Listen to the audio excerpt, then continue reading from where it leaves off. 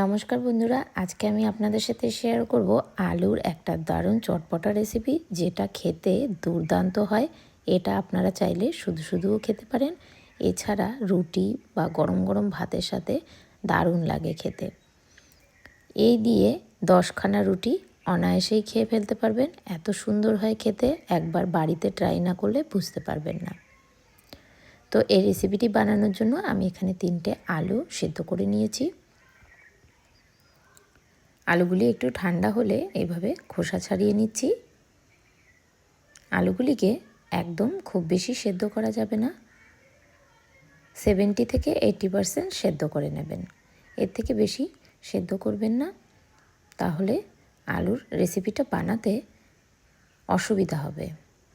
তো এখানে খুব ভালো করে আমি, যাতে আলুর গায়ে কোনো ময়লা না থাকে, তো সেই জন্য খুব ভালো করে আলুটা ছুলে নিচ্ছি। যেহেতু নতুন আলুর গায়ে একটু নোংরা থাকে, মাটি থাকে। তো প্রথমে তো আমি ধুয়ে নিয়েছি, তারপরেও আলুর গায়ে কিন্তু নোংরা থাকার সম্ভাবনা থাকে। এই জন্য যেখানে যেখানে নোংরা থাকার সম্ভাবনা থাকে সেগুলো খুঁটে খুঁটে পরিষ্কার করে দিতে হবে। আর খোসা এইভাবে ছাড়িয়ে নিচ্ছি। খোসা খুব সহজেই উঠে আসছে। তো আমার ভিডিওগুলি যারা রেগুলার দেখেন ও আমাকে কমেন্ট করেন, তাদেরকে আমার পক্ষ থেকে অনেক ধন্যবাদ আমার এইভাবে পাশে থাকার জন্য। এইভাবেই আপনারা আমাকে সাপোর্ট করে যান। আলুর গায়ের ময়লাগুলি যদি খুব ভালোভাবে পরিষ্কার না করা হয়, খোসা ভালো করে উঠিয়ে না নেওয়া হয় এবং যে সমস্ত জায়গায় বালি থাকার সম্ভাবনা থাকে সেগুলি পরিষ্কার করে না নিলে আলুর সবজিটা বানালে খাওয়ার সময় কিন্তু মুখে চিবানোর বালি লাগবে। তো সেই জন্য আলুটাকে খুব ভালো করে পরিষ্কার করে নিয়ে আমি এইভাবে করে কেটে নিয়েছি। তো এইভাবে চাকুর সাহায্যে লম্বা লম্বা করে ফ্রেঞ্চ ফ্রাইয়ের মতন কেটে নিয়েছি। কেটে নিয়ে এবার কড়াইতে তেল গরম হতে দিয়ে দিলাম। এবার ফোড়নে দিয়ে দিলাম এখানে প্রথমে গোটা জিরে। প্রথমে ফোড়নের জন্য গোটা জিরে দিয়ে দিলাম। এবার দিয়ে দেবো গোটা মৌরি। এবার দিয়ে দিচ্ছি গোটা ধনে। এই 3টে ফোড়ন কিন্তু দিতে হবে, এই 3টে ফোড়নের জন্য কিন্তু খেতে ভালো লাগে। তারপরে দিয়ে দিয়েছি কাঁচা লঙ্কা, ঝাল ঝাল স্বাদের জন্য। এখানে আপনারা কাঁচা লঙ্কার পরিবর্তে শুকনো লঙ্কা ইউজ করতে পারেন। তারপরে এর মধ্যে দিয়ে দিলাম কেটে রাখা আলুগুলি। দেখতেই পাচ্ছেন আলুগুলি কিন্তু একদমই ভেঙে যাচ্ছে না।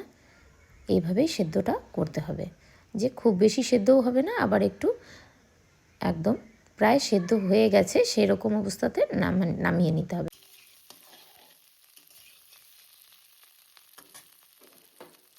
এবার স্বাদ মতন লবণ দিয়ে দিলাম।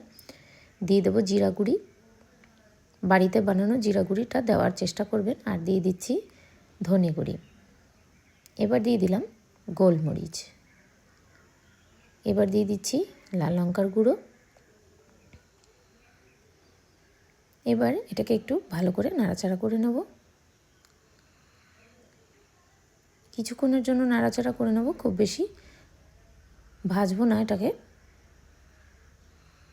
খুব বেশি ভাজাভাজি করলে মশলাগুলি পুড়ে যাবে, পুড়ে গিয়ে টেস্টটা খারাপ হয়ে যাবে।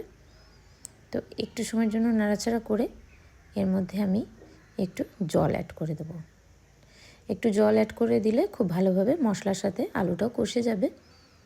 আর আলু যেটুকু সেদ্ধ হতে বাকি আছে সেটুকু কিন্তু সেদ্ধ হয়ে যাবে। এই জন্য এর মধ্যে একটুখানি জল দিয়ে দিলাম। খুব বেশি জল দেবেন না, তাহলে এই রেসিপিটা কিন্তু ভালো লাগবে না খেতে। এটা একটু শুকনো শুকনো, বেশ ঝাল ঝাল নোনতা স্বাদের হয়।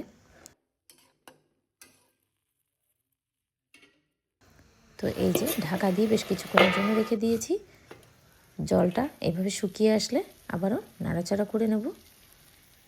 দেখতেই পাচ্ছেন কড়ার গায়ে প্রায় লেগে লেগে গেছে, যেহেতু এতে মশলা অ্যাড করেছি সেই মশলাগুলি। তো এইভাবে লেগে গেলে কোনো সমস্যা নেই। দেখতেই পাচ্ছেন খুব বেশি কিন্তু একদম পুড়ে যায়নি, জাস্ট যেহেতু জলটা শুকিয়ে গেছে তো সেই জন্য মশলাগুলি কড়ার গায়ে ধরে যাচ্ছিল। তো এই অবস্থাতে আবারও একটু নাড়াচাড়া করে নেব। আলুর মধ্যে কোনো রকম জল ভাবটা থাকবে না, একদম শুকনো শুকনো এই সবজিটা হয়। এটা রুটির সাথে কিন্তু দুর্দান্ত খেতে লাগে। তো আবারও একটু ধনে গুঁড়ি দিয়ে দিচ্ছি। আর দিয়ে দিয়েছি ধনে পাতা। এই মশলাগুলি দেওয়ার জন্য কিন্তু ভীষণ ভালো হয়।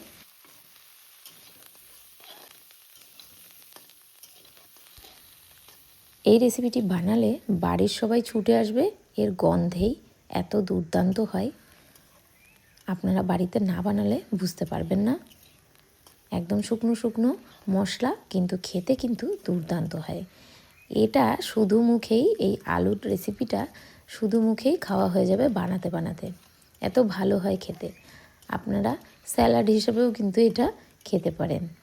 যারা ভাত রুটিটা অ্যাভয়েড করেন তারা এইভাবে আলু খেতে পারেন, বা বাচ্চাদের টিফিনে এইভাবে আলু যদি আপনারা শুকনো শুকনো করে মশলার সাথে এইভাবে করে দেন, তাহলে বাচ্চারা কিন্তু খুবই আনন্দ করে খাবে। এছাড়া রুটির সাথেও দিতে পারেন, রুটির সাথে তো ভালোই লাগবে এবং শুধু শুধুও খুব ভালো লাগে।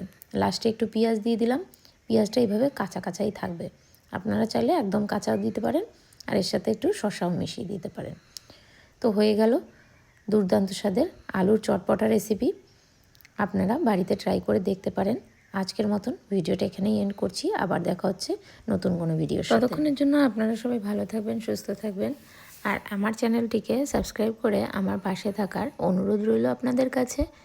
রেসিপিগুলি যদি ভালো লেগে থাকে তাহলে একটা কমেন্ট করে জানাতে ভুলবেন না। তো আজকের মতন ভিডিওটা এখানেই এন্ড করছি। আবার দেখা হচ্ছে নেক্সট ভিডিওতে। ততক্ষণের জন্য টাটা।